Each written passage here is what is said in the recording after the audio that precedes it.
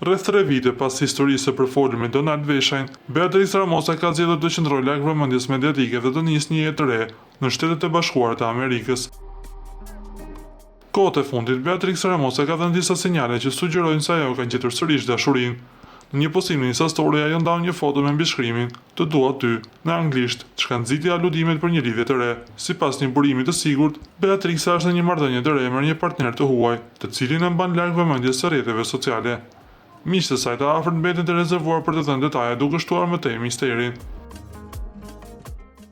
Për momentin, publiku mbetet në pritje të një konfirmimi apo një postimi të drejtpërdrejt nga vetë këngëtarja, por deri atëherë na mbetet vetëm të presim dhe shpresojmë që Beatrice Ramosa të jetë e lumtur.